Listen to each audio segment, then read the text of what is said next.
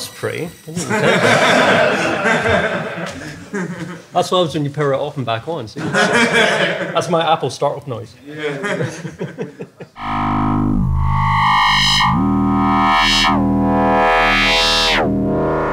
I'm just going to jam for like 5 minutes and play with some of the patches that I've got here, and then I was just going to like dissect this patch and sort of talk through a few of the new modules, new oscillator, and then just a bit about how I approach using my own stuff. So very me centric. So hope you don't mind indulging for a bit.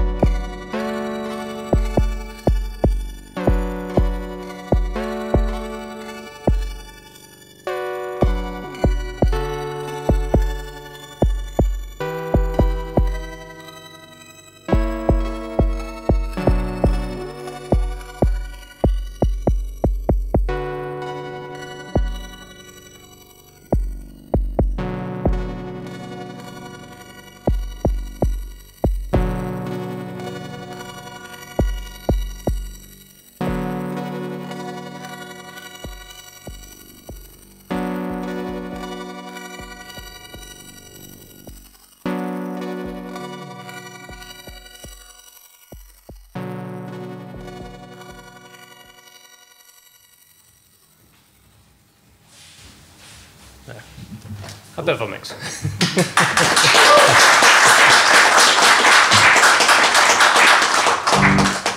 So I kind of had a a few layers in there that I was just experimenting with, where the low drone I started with, that's coming pretty much from a single oscillator, which is the new dual complex oscillator that I released recently, or announced at Superbooth.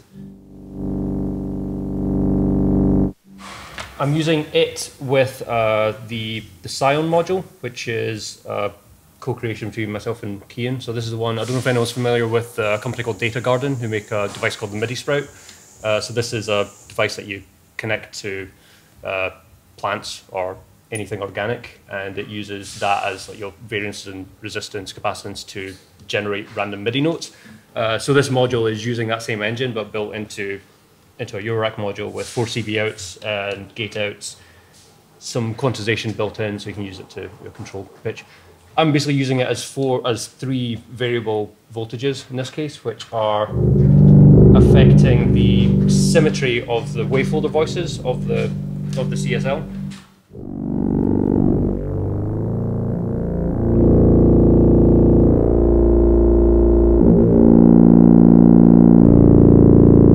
So anytime I pinch the end of the cable, it's basically seeding the random algorithm, so it'll just generate random movement. And I've got the 2 wavefold outputs going into the multiplier of the CSL. I'll step back and depatch this a bit and sort of go through some of the voices of the oscillator itself. So each voice has got a completely different core. The top oscillator is a sawtooth core circuit, the bottom one's a triangle core circuit. So I tried to get the best of both worlds. So, a triangle I could shape a much cleaner sine wave from, because a lot of you're folding the sawtooth to get the triangle, you end up with a peak at the bottom often. So just to try and get the perks of each voice.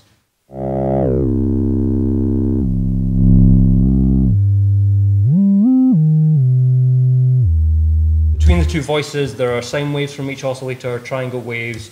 The top has a sawtooth wave. Each voice has got its own pulse width modulation output. The top one's the classic variable duty cycle. The lower one, it's a stepped pulse, where it kind of looks like a really crushed sine wave, and it's the outer peaks that expand and contract with the pulse width.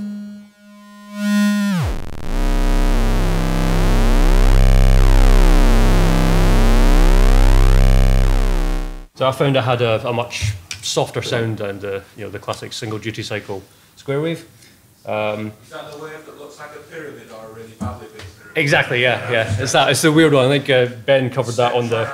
Yeah, it's very similar to the one that's on the TSL, which is the little brother of the CSL. It's got very similar waveform. I think you'll see in like Ben's video which he's got in the scope, where there are a few more curves on it, so it's slightly different, and it crossfades into a split triangle wave. It was kind of the experimentation leading up to the CSL. So this one, it's a bit more of the clean, normal waveform. So each voice has got its own wavefolder built in.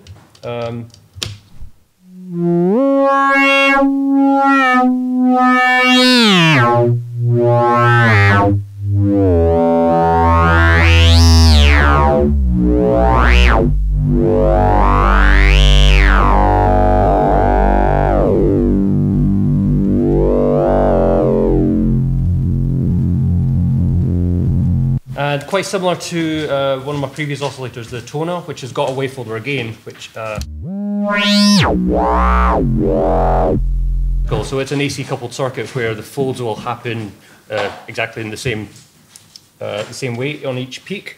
The folder on the CSL, I'm driving with a VCA, an exponential response VCA. So if you bring the fader all the way down, you effectively mute the signal. CV input, there's an attenuator, so you can strike it on an envelope and get the really nice percussive pluck down. The symmetry also sums with it at a different point. So on the scope, you can imagine like the sine wave is going to be like pushing it down, negative or positive, and changing the position of the fold.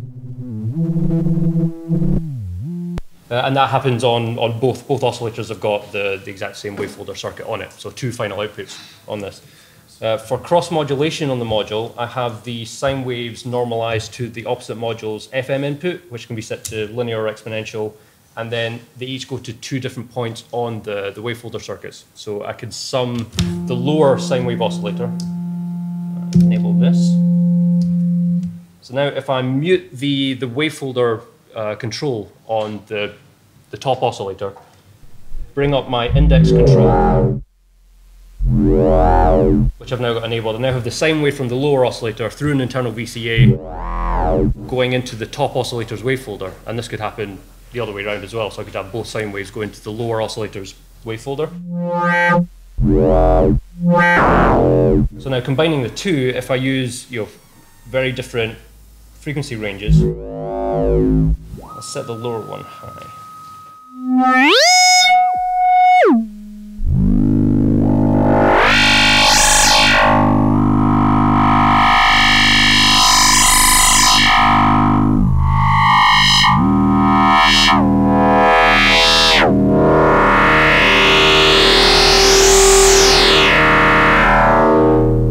There's some really rich interactions between the 2 sine waves summing at the wavefolder, they're very different sound from using the lower sine wave to modulate the wavefolder depth, for instance, which is one of the alternate routings.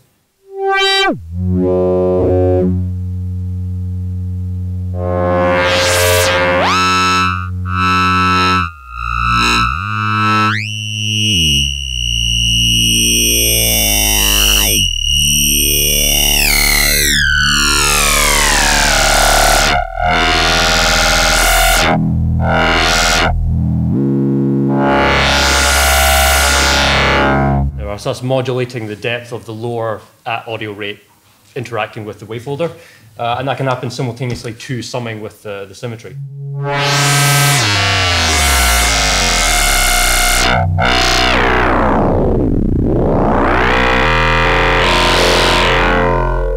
And of course there's CV control over the amplitude of that interaction, so it gets pretty crazy quite quickly. The thing that I wanted to include on this from the get-go was some sort of amplitude modulation stage. So there's a multiply output, which is by default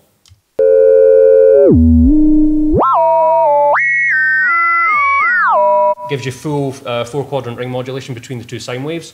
There are 2 jacks that are the normalized connections from these sine waves internally, but you could patch any signal in, so you could use it as a 4-quadrant multiplier for any separate signal outside of the module itself. Or you could patch any of the alternate waveforms into that and then multiply any of the module's own waveforms with the other.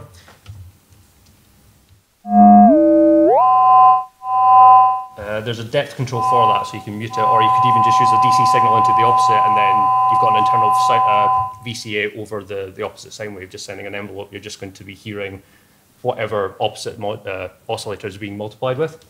With the press of a button, you can change the method of multiplication. So the top oscillator, or the top input for the multiply stage, you can set it to be ring modulator, amplitude modulation, or rectification, which is what I've called it. So AM, it just eliminates anything in the negative domain of the sine wave, so end up with just the positive pulses of the sine.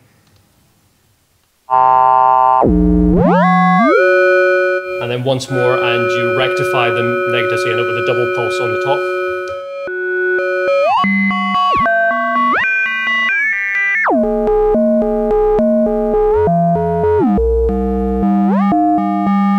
So very different characteristics to the amplitude modulation in that. You could even use that for, if I send the sawtooth wave, for example, into the top. So I'm now multiplying the top oscillator sawtooth wave with the lower sine wave.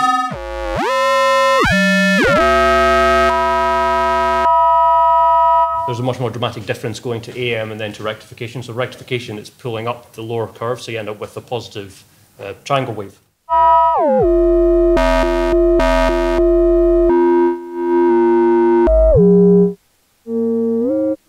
For more interaction between the 2 voices, there's a button for sync. So if I press it once, I'm now soft syncing the lower voice to the top. So if you're doing unison stuff, you can really phase align the oscillation. One more press, and you hard sync the top voice to the bottom.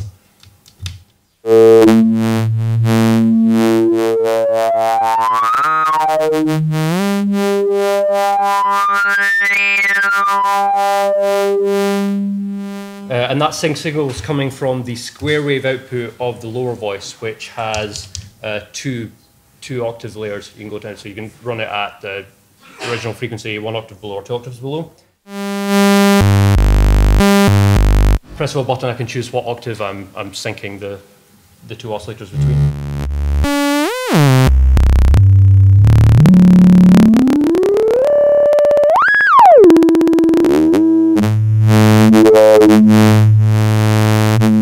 So a recent voice that I found just through calibrating the many that have been, the pile that's growing at home. If I listen to the multiply section, hard sync the top to the bottom and use the octave below.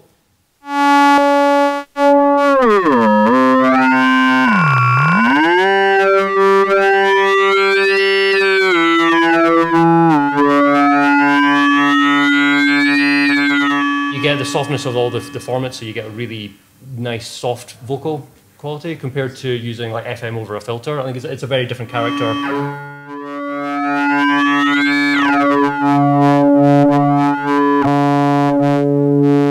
And all these outputs are happening simultaneously, so there's a lot of ways to do it. I've seen a few people that have got the module now that are starting to use all the outputs in different parts of the patches. Most of the time I've just been focusing on one at a time, so it's something I need to try doing. I'll jump over to the other part of the voice that I had earlier on, which was the harmonic voice. That one. So this is using the Troika, which was the first oscillator that I released as Instruo. Very different approach from the two complex, which is much more West Coast. This is a much more East Coast approach, where it's 3 analog oscillators running in parallel. Coarse, fine, adjust, hard sync, linear FM, and then you can select the different waveforms via toggle switch and crossfader, which will just interpolate and crossfade between two waveforms. Between 3 voices, you can get a mix between any of the classic waveforms. So you get sine to sawtooth, sine to triangle, sine to square. I designed this for working with the Harmonaig, which is my polyphonic quantizer, which is what's generating the chord patterns here.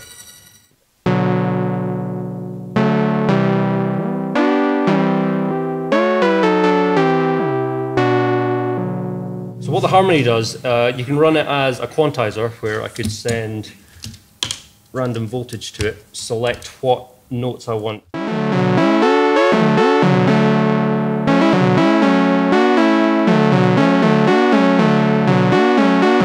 So like most other quantizers, there's a keyboard interface. You select what notes you want enabled in the scale, and CV in, the root out will give you that monophonic quantized scale.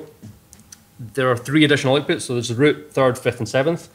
They will automatically tune the intervals to diatonically relevant major third, minor third, perfect fifth, and will the sort of harmonic engine that's built into the module will try and keep the most diatonically relevant chords based on where the root is. So I'll put it into performance mode. So in this mode, I can, whatever key I play, I'm specifying the root, and it also sets a high gate, which I've got controlling an ADSR opening the filter of the voice. So for, I guess, general housekeeping on the module, you'd want to set up and ensure all your voices are tuned to perfect unisons.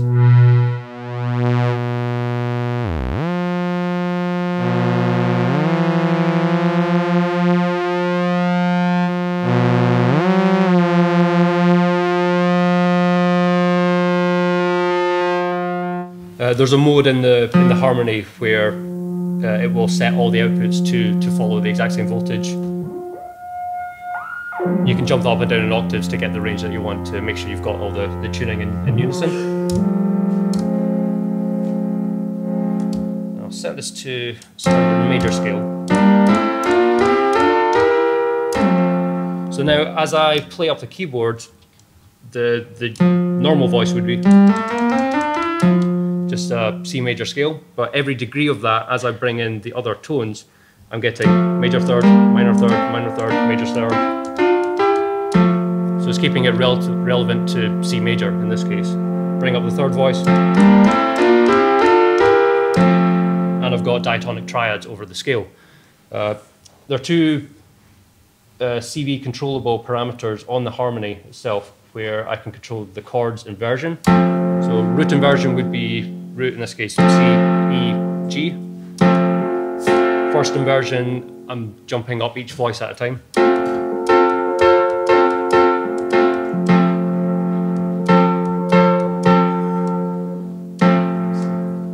what I'll do, I'll add in one more voice, so I've got the full 7th chord voicings here. Got root, 3rd, 5th, 7th.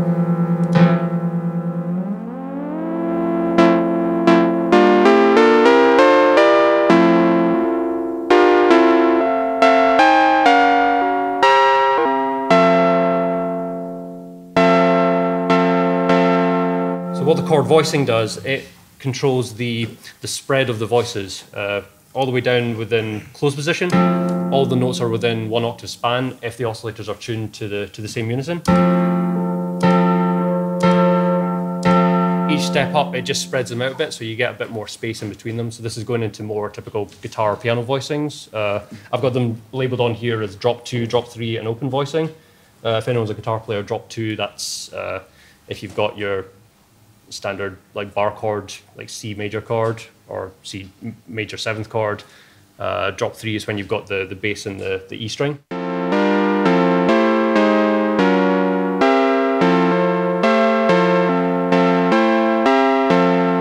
So it just adds a bit more air between the notes, so they're a bit more spaced out.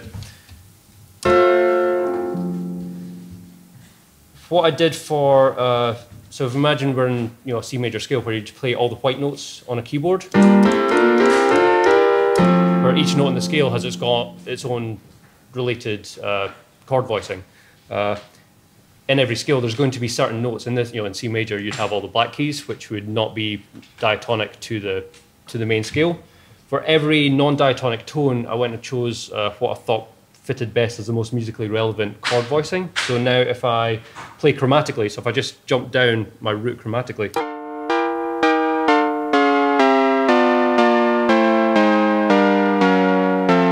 they're all relevant. It's sort of voice leads and you get harmonic structure that fits. So it means that if I'm pulling a random CV, any chance you could slow that sequence down a little bit? So Sebastian's sending me CV over Wi-Fi to a module that we've collaborated on, which generates a Wi-Fi network, and it's receiving OSC from an iPad app currently.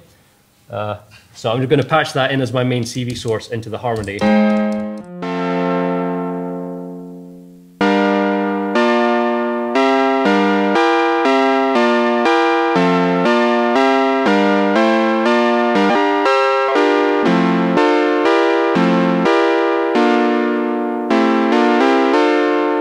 Okay, so Sebastian can play the chord progression now. So I have all the white notes selected currently, but I could just select any combination of notes, and all the chords available are going to be at least somewhat musically relevant to one another.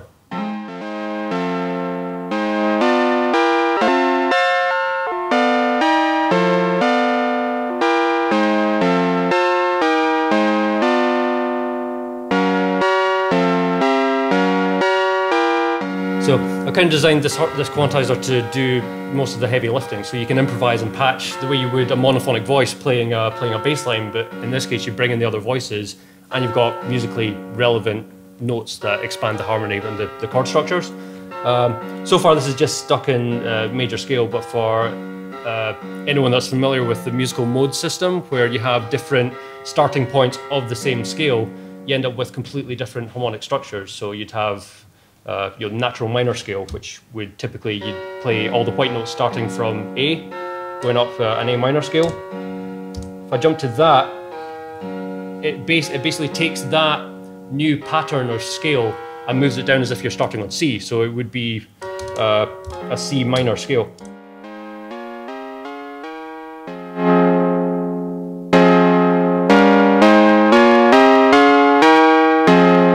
So that's if I'm playing all the root notes to match that now preset scale, but every non-diatonic tone for this scale now has got its own unique characteristic quality and selection of 7th chord types.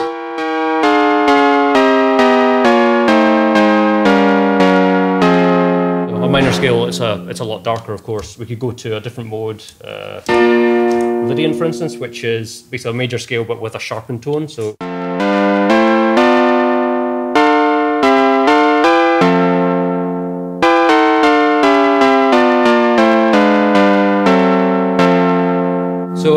it can be subtle. It depends on the context that you're playing these in, but I tried to design it so you could have a sequence running.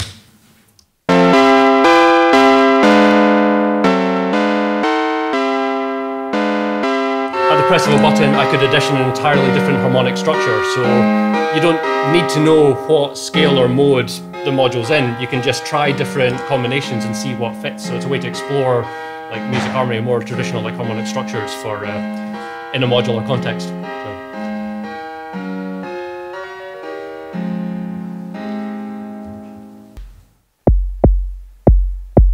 So this is coming from a new filter that I've been working on, which is named the IO47.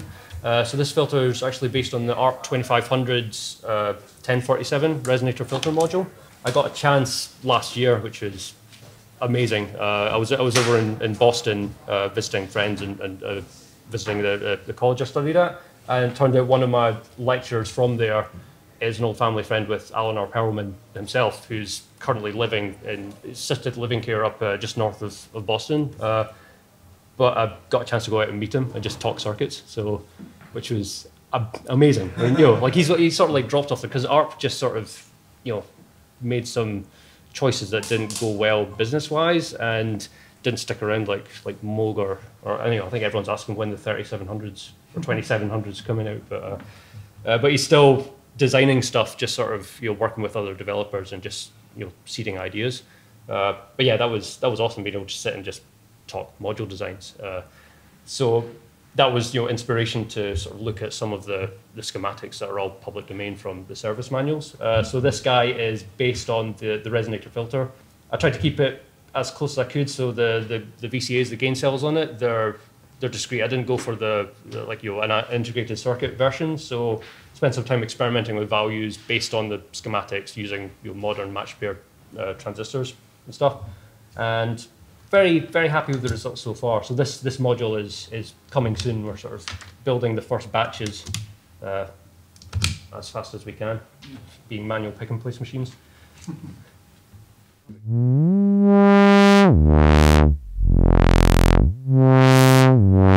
So it's a multi-mode filter with low pass, band pass, high pass, and notch with a variable center frequency offset. So that's pulled directly from the 2500's schematic, where if you imagine the notch moving with the center frequency, if I dial in an offset from this additional pot, if it's a 12 o'clock, it's the usual notch shape. If I shift it down, you end up with more of like the low pass filter shape, but then the high pass included.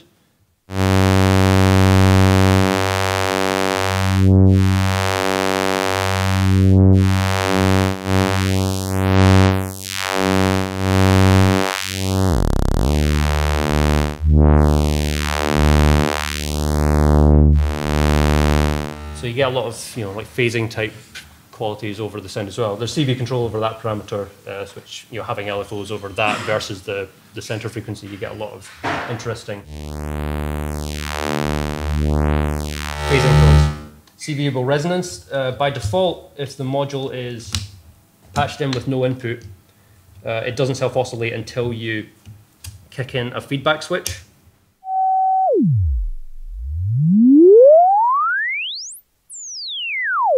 So here, as I'm sweeping up, the loudness is staying fairly approximate. So normally, as you're increasing frequency, it's going to appear a lot louder.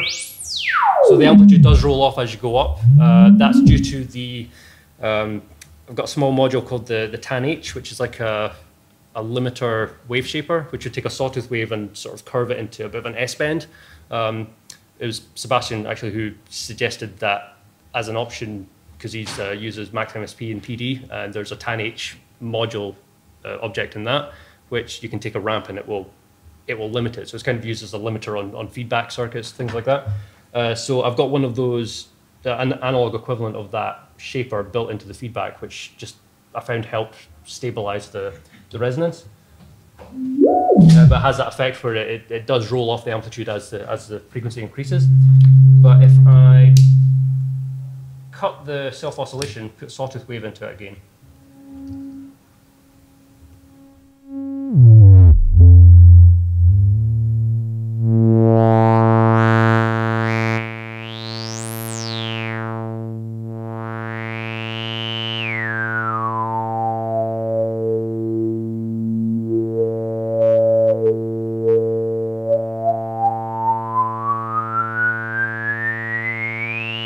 the resonance peak gets really, really precise, but balancing the input level gain. So there's a fader for the input gain. This is with the resonance maxed out without the feedback switch engaged.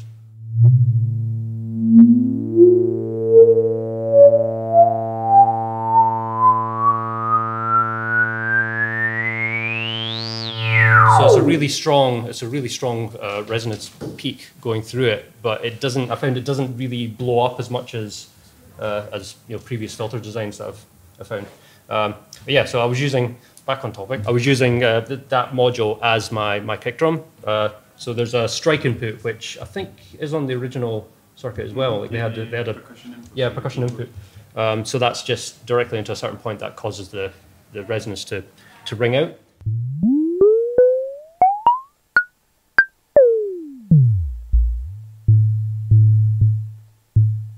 So this is without the feedback switch engaged, high resonance, and it rings stably as a nice percussive tone. What I've been adding in to sort of enhance it as a kick drum voice is triggering an envelope, so just a quick decay envelope with the same clock signal, and running that into the FM input, which is bipolar, so it's going to 10 U-vector over it, so you can CV control it in either polarity. And it gives a lot more of that. You've got the combination of the sort of ringing decay from a resonant filter, as well as the pitch drop if you're building a kick with your pitch dropped off enveloped oscillator.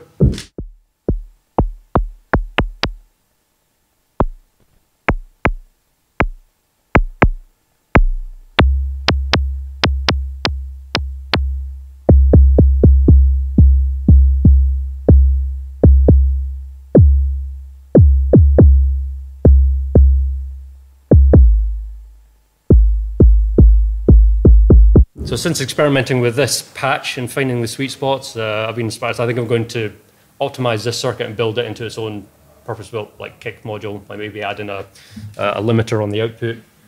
So that's some ideas for the future, but I found it to be a very versatile filter in a lot of contexts. Thank you very much. Yeah. Okay.